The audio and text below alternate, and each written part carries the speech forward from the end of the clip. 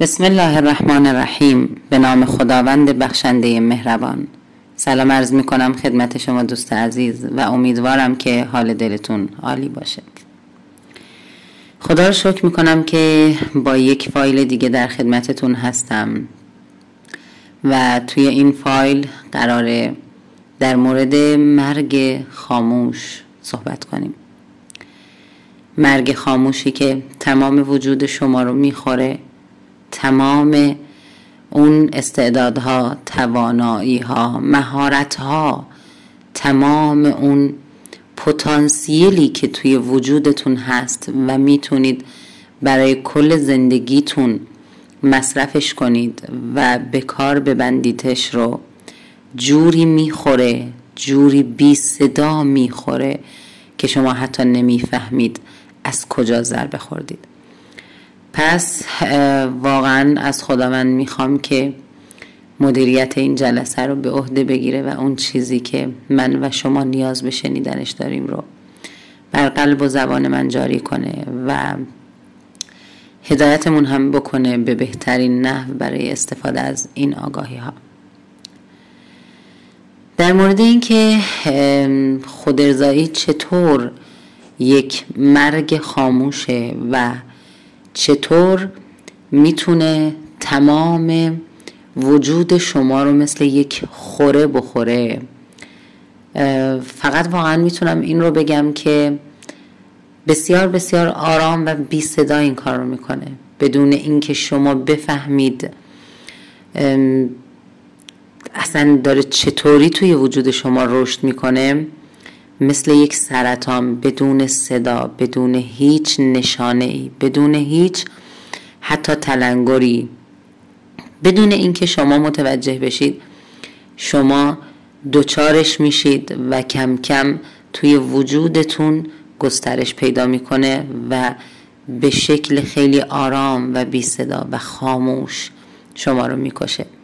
پس اگر شما دوست عزیزی که دارید این فایل رو میشنوید و فکر میکنید که چه ایرادی داره و چه اشکالی داره که من حالا این کار رو انجام بدم، خیلی ها هم مثل همون معتادی که میگه بابا من تفریحی میزنم، یه سری هم هستن که میگن بابا ما تفریحی میزنیم، خب دلم مثلا مکان ندارم، من نمیتونم رابطه جنسی برقرار کنم، نمیتونم برم با یک خانم این کار رو بکنم، پولشو ندارم، جاشو ندارم و با یک شریک جنسی نمیتونم این کار رو بکنم، پس بهتر که خودم این کار رو بکنم. یا مثل خیلی از عزیزانی که به من مراجعه کردن و میگفتن احساس میکردیم،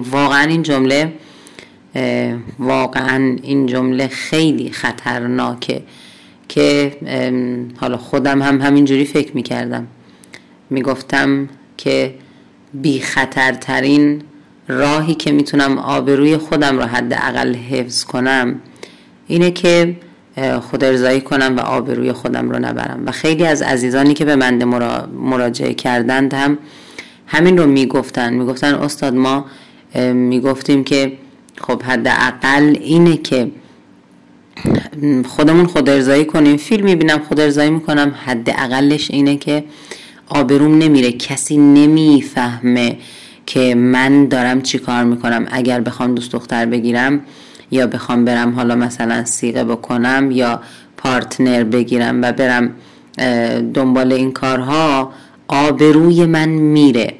اما اینجوری حداقل تو خونم و دارم این کار رو میکنم، اما به خدا قسم که اون کارها خیلی خیلی ضرر و آسیبشون کمتر از این بلا و مرگ خاموشیه که شما فکر میکنید بی خطره و من هم فکر میکردم بی خطره، اما اصلاً بی خطر نیست و جوری وجود شما رو میخوره و جوری توی وجود شما رشد میکنه که حتی نمیدونید از کجا خوردید. چرا؟ چون که شما یک همدمی دارید که نمیدونید دشمنترین دشمن شماست.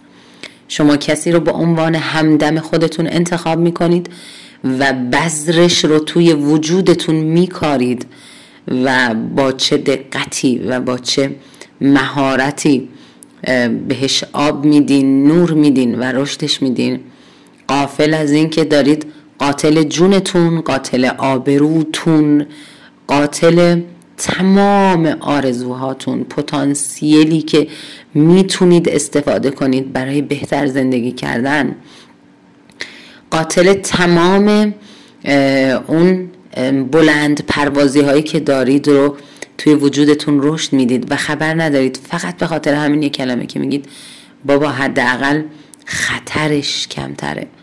اما واقعا ما متوجه نیستیم که با چه خطر بزرگی روبرو هستیم، با چه مرگ خاموشی روبرو هستیم که انقدر بی صدا و انقدر بی نشانه در وجود ما حرکت میکنه که وقتی به خودمون میایم که میبینیم دیگه قول ماجرا شده، دیگه حاکم تمام سرزمین های وجودمون شده و اگر حالا بخوایم اقدامی بکنیم برای حل کردنش، برای مدیریتش، میبینیم که با یک وجود خیلی خیلی قوی و قدرتمند روبرو هستیم که به هیچ عنوان حاضر نیست حاکمیتش رو به ما بده. پس واقعا اگر شما هم جز به اون دسته از افرادی هستید که میگید نه هیچ اشکالی نداره، در هفته دوبار هیچ ایرادی نداره، خود ارضایی یه چیزیه که اتفاقا باید باشه، باید تخلیه کنید، واقعا پیشنهاد میکنم که حتما در نظرتون تجدید، یعنی توی دیدگاهتون تجدید نظر کنید و این رو نه فقط من بلکه تمام آدم‌هایی که زندگیشون به شدت آسیب دیده و سوخت شده از این بیماری و از این مرگ خاموش، واقعا نمایانگر اینه که ببینید چقدر ضرر میزنه این ماجرا و این نهال و این بذر کوچیک که شما الان کاشتیتش، اما موقع برداشت شما واقعا فقط ضرر برداشت میکنید، هیچ نفع و سودی برای شما نخواهد داشت. چرا؟ به این دلیل که شما تمام زندگیتون رو میدید دست غریزه جنسیتون، شما فرمون تمام زندگیتون رو میدید دست غریزه جنسیتون. ببینید دوستان، این قضیه، این بیماری انقدر آروم توی وجود شما رشد میکنه که شما ناخودآگاه شروع میکنید به تبدیل کردنش به یک همدم خوب برای زندگیتون. شما شروع میکنید ناخودآگاه وقتی که عصبانی میشید میبینید که هیجانات و احساسات غریزه جنسیتون بیشتر میشه و این یک چیز طبیعیه، اما شما نمیدونید که وقتی که این هیجانات زیاد میشه با خود ارضایی وقتی تخلیهش میکنید تبدیل به یک سیستم توی عصبتون میشه، یک سیستم عصبی تشکیل میده و دیگه شما کم کم انقدر تکرارش میکنید که تبدیل میشه به اولویت و فرست لیستتون که بخواید واقعا، یعنی تبدیل میشه به اولین گزینه برای تخلیه عصبانیتتون. خب پس شما یکی از قوه هاتون رو، یکی از نیروهاتون رو به خدمت این غریزه در آوردید. بعد دوباره میره و این همدمی که وقتی عصبی میشید تخلیه‌تون میکنه، ارضاتون میکنه، میاد و توی شادی هاتون هم هیجاناتتون رو با خودش تقسیم میکنه و وقتی که شاد هستید هم هیجانتون رو با این موضوع و حالا اون دیدن فیلم ها و مخلفاتی که داره تخلیه میکنید. بعد میبینید که سربازاش کم کم دارن زیاد میشن. وقتی که شما ناراحتید، وقتی که یه کار خیلی عالی انجام دادید، وقتی که موفق هستید، وقتی که حالتون خوبه، حالتون بده، نمیدونم، حتی وقتی که خوابتون نمیاد، وقتی کلافه‌اید، وقتی ناراحتید، وقتی بیمارید، وقتی که از دست یکی دلخور هستید، وقتی با یکی کات کردین، وقتی با یکی دعواتون شده، وقتی که از خانوادهتون دلتون گرفته و کل زندگیتون شما میتونید خودتون توی خودتون بگردید و ببینید کجاها رو در اختیارش قرار دادید و انقدر وجود خودتون رو و انقدر وجود خودمون رو در اختیارش قرار میدیم و بی بها و بی هزینه بهش سرباز میدیم بدون اینکه بدونیم کسی رو داریم توی وجودمون. یعنی کس که منظورم همون حالا با اون اگر بخواید واقعا تجسمش کنید که مثل یک انسان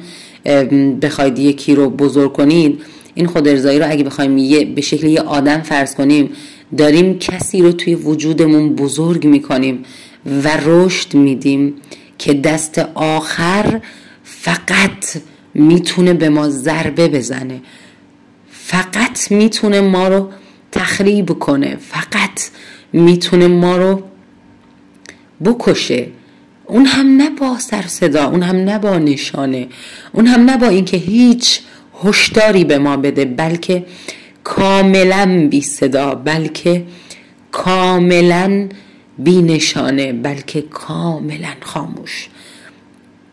و واقعا اگر میخواید که این مشکل رو در وجودتون حل کنید یا اگر نظرتون هنوز عوض نشده برای تغییر توی وجودتون، حتما پیشنهاد میکنم یک کندوکاوی توی وجودتون بکنید و ببینید که چقدر اختیار زندگیتون رو، فرمون زندگیتون رو دادید دست این غریزه و دادید دست این موضوع، یعنی دیدن پورن، یعنی خودارضایی کردن، یا اینکه توی خیابونها تحریک شدن با کوچکترین عاملی که از اثرات همین موضوع هست، یعنی از اثرات اون بذر دیدگاه غیر طبیعی، نگاه غیر طبیعی داشتن به غریزه جنسی هست که میوش خودارضاییه، که میوش دیدن پرنه، میوش خیانته، میوش اینه که هیچ چیزی توی غریزه جنسی قادر به سیر کردن شما نیست و از یک جایی به بعد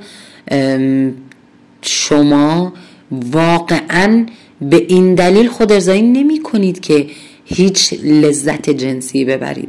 شما فقط خودارضایی می کنید که خودتون رو تخلیه کنید.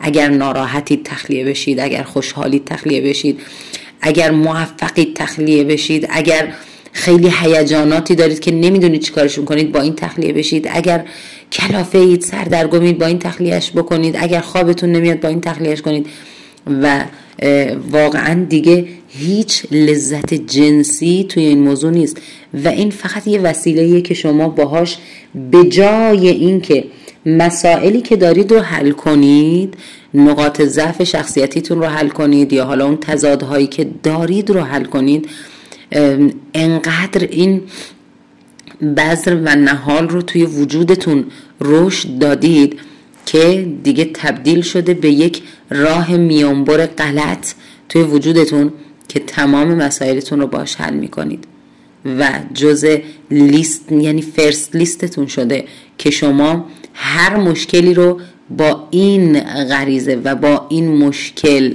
و با این تضاد حل میکنید و شیر میکنید و به اشتراک میگذارید و واقعا دستی دستی و با دستهای خودتون و با دستهای خودمون گور خودمون رو میکنیم به این صورت که دیگه هیچ چیزی برای ما باقی نمیمونه.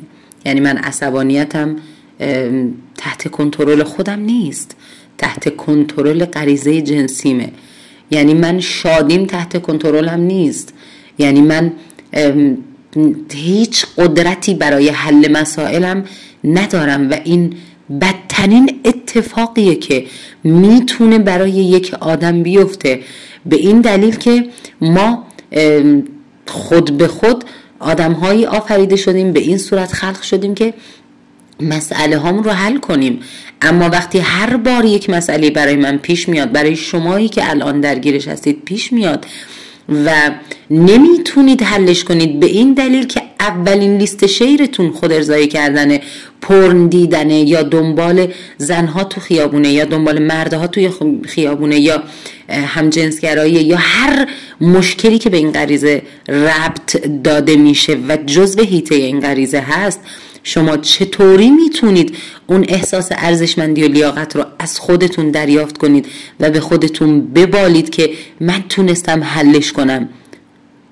شما نمیتونید حلش کنید، نمیتونید هیچ مسئله‌ای رو حل کنید، شما نمیتونید زندگیتون رو هندل کنید، شما نمیتونید از پس مسائلتون بر بیایید. چرا؟ به این دلیل که شما تمام زندگیتون رو با این غریزه و با این نگاه غیر طبیعی و با خود ارضایی و با دیدن پورن به اشتراک گذاشتید و دارید باهاش زندگی میکنید. نه یک زندگی طبیعی، نه یک زندگی که اگه مشکلی توش پیش بیاد بشینید و اون مشکل رو حل کنید، بشینید اون تضاد رو حل کنید، بشینید اون نقص یا نقطه ضعف شخصیتیتون رو حل کنید. اما وقتی که شما تمام وجودتون، سربازهاتون رو دادید دست این، دیگه این غریزه میشه حاکم تمام وجود شما. و وقتی که شما عصبانی میشید، به جای اینکه بیایید و از این عصبانیت یک استفاده‌ای ببرید یا بیایید بتونید این عصبانیت رو درست کنید، وقتی که این غریزه میاد و حکم فرما میشه، دیگه همه چیز در اختیارشه. وقتی که بخواد جوری شما رو عصبی میکنه که نتونید از پس این حجمه عصبانیت بر بیایید و شما ناچار سر تعظیم فرود میارید و میرید و تسلیمش میشید و براش اون کار رو انجام میدین. وقتی که شما یک موفقیتی رو کسب میکنید، شما ناخودآگاه و لاجرم سر تعظیم فرود میارید و براش کاری که میخواد رو انجام میدید. و برای همینه آدم هایی که خود ارضایی میکنند، پورن میبینند، از تمام موفقیت هاشون، از تمام آرزوهاشون دست میکشن. چرا؟ به چه دلیل؟ به این دلیل که طرف میگه، یعنی ناخودآگاه این رو میدونه ها، اما در سطح خودآگاه همچین اطلاعات و آگاهی هایی براش نامفهومه. اما ناخودآگاه، چون ما فیزیک و متافیزیک هستیم و اون روح من خبر داره که چه بلایی قرار سر من بیاد اگر من بخوام موفق بشم، پس برای همین جلوی موفقیت های من رو میگیره.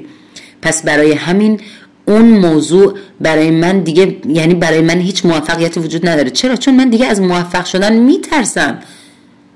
چرا میترسم؟ به این دلیل که من اگر برم سمت موفقیت میدونم که چقدر غریزه جنسی در من بیشتر رشد میکنه.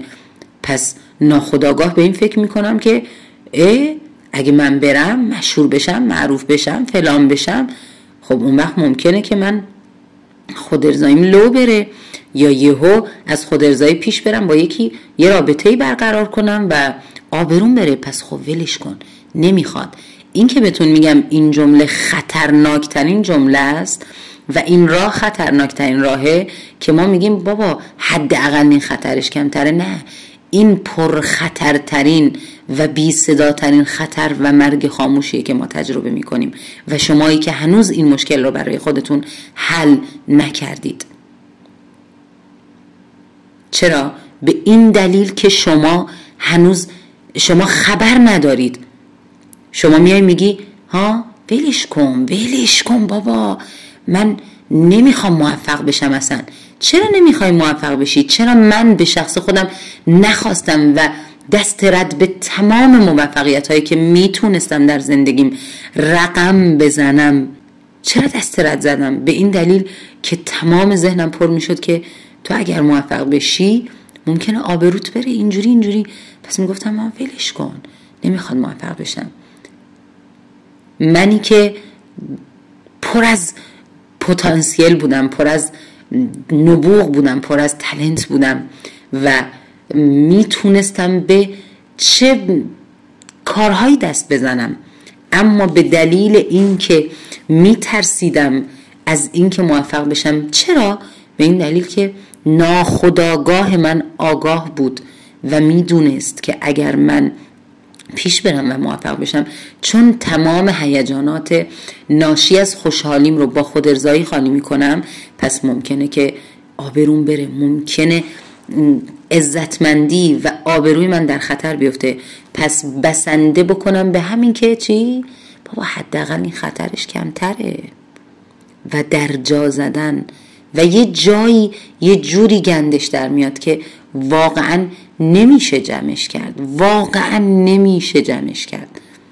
پس قبل از این که به نقطه آخر و مرحله آخر مثل همون معتادی که گوشه جوب پیداش میکنن برسیم، واقعا دوست دارم که به خودمون بیایم و بهش فکر کنیم که به چه قیمتی حاضریم، تفریحی حتی حاضریم این دونه رو توی وجودمون، دانه نگاه غیر طبیعی رو توی وجودمون بکاریم و نهال خودارضایی و انحرافات غریزه جنسی رو در وجود خودمون پرورش بدیم. واقعا به چه قیمتی؟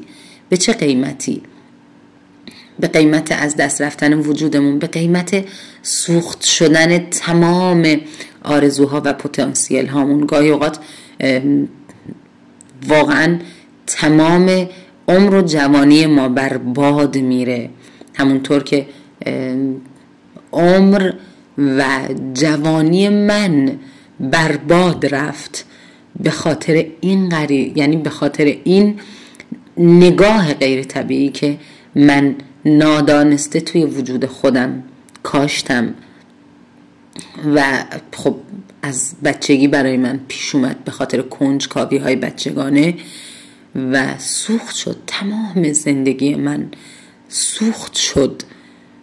پس الان واقعا از شما خواهش میکنم و دلم میخواد که این موضوع رو خیلی بیشتر بهش بکنید و برای خودتون باز کنید که به چه قیمتی من یا شما یا هر کسی، شما دوست عزیزی که میشنوید این صدا رو، حاضرید نهال این مشکل و تضاد رو توی وجودتون بکارید. واقعا به چه قیمتی؟ خدا رو شکر میکنم که تونستم این مسئله رو برای خودم حل کنم و الان بخوام آموزشش بدم که دست شما و هر کسی که دوست داره تغییراتی در وجود خودش ایجاد کنه و این مشکل رو برای خودش حل کنه بگیرم و کمکش کنم، جوری که واقعا اون میل به فیلم دیدن، اون میل به خودارضایی کردن، اون میل به انحرافات غریزه جنسی در وجودش کاملا به صورت خیلی راحت حل بشه. اما اگر شما متوجه نباشید و نخواهید بپذیرید که چقدر این موضوع ضررها و زیانهای بیشماری رو به زندگی شما میزنه، ضررهایی که گاهن غیر قابل جبرانه،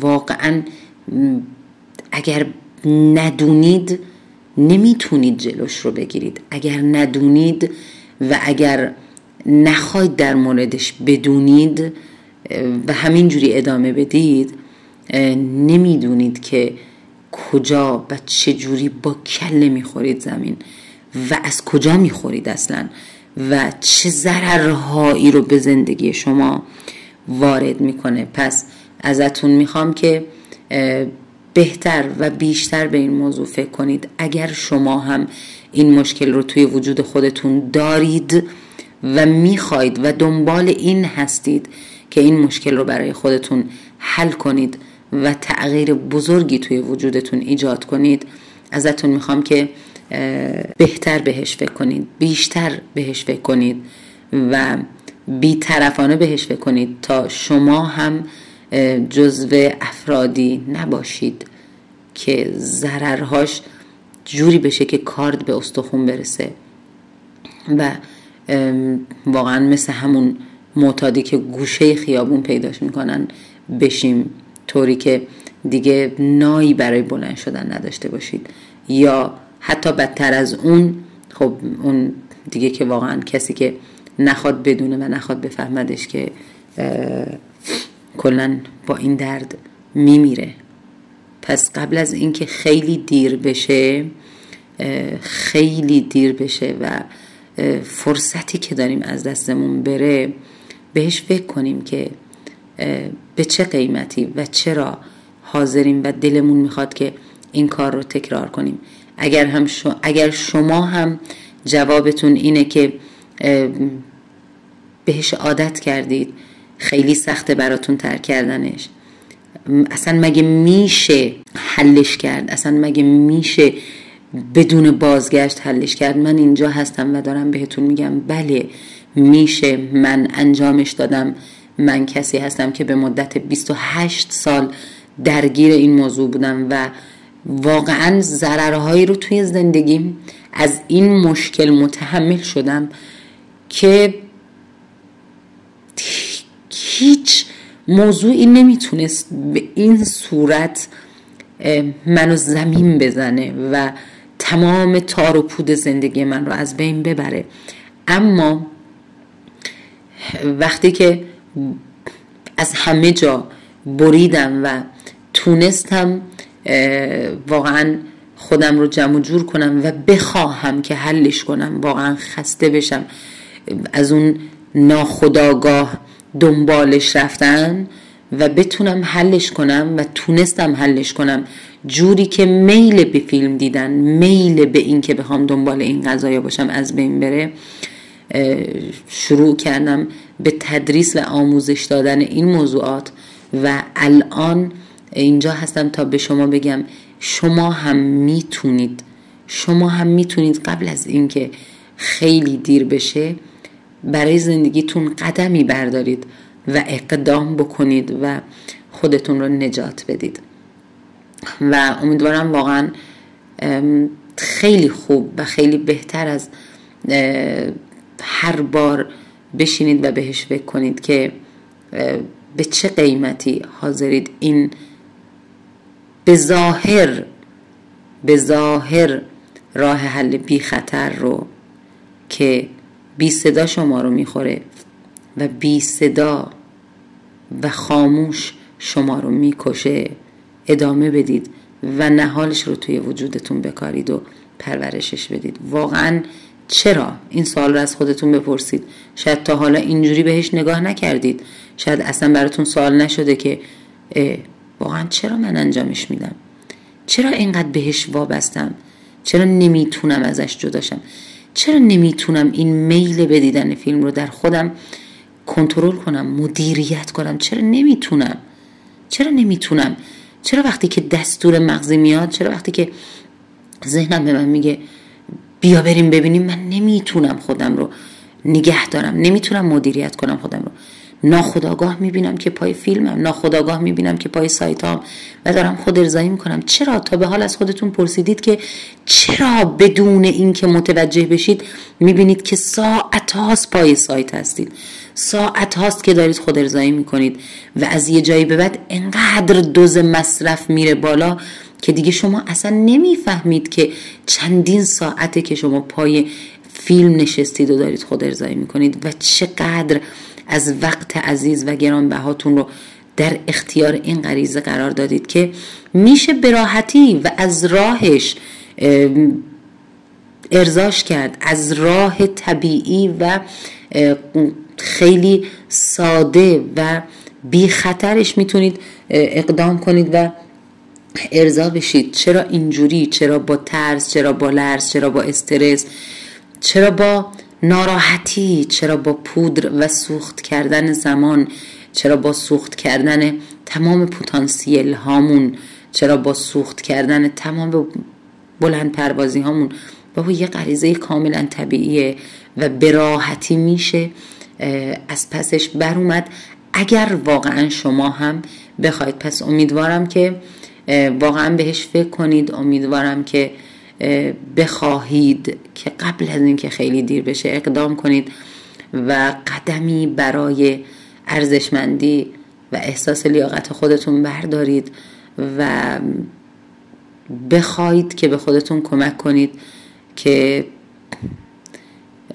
این مشکل رو برای خودتون حل کنید و روی خودتون سرمایه گذاری کنید و وجود خودتون رو ارزشمند بدونید که واقعا لیاقت شما، لیاقت ما خیلی بیشتر از این حرف هست که بخوایم دنبال روی یکی از غرایزی باشیم که به راحتی میتونیم تأمینش کنیم و به راحتی میتونیم اون غذای مورد نیازش رو بهش بدیم و ارضاش کنیم. چرا بخوایم اینجوری و با این خفت و با این عدم عزتمندی انجامش بدیم؟ امیدوارم که واقعا تونسته باشم اون حق مطلب رو که دلم میخواست ادا بشه رو ادا کرده باشم و شما هم اون چیزی رو بشنوید که واقعا نیازش دارید و بتونه تلنگری به شما بزنه، تلنگری به ذهن و قلبتون باشه تا اگر تا حالا خواب بودید و حتی نمیخواستید از خوابتون بیدار بشید، از خواب بیدار شید، از این خواب غفلت بیدار بشید و خودتون رو درست کنید و این افسار رو از غریزه جنسیتون، از نگاه غیر طبیعی بگیرید و بدید به نگاه طبیعی و زندگیتون رو آباد کنید و در بهشتی که خودتون برای خودتون میسازید عاشقانه، خوشحال و با تحقق تمام آرزوها و رویاهاتون زندگی کنید. موفق و پیروز باشید و در پناه خداوند بهترین ها رو تجربه کنید. خدا نگهدارتون باشه.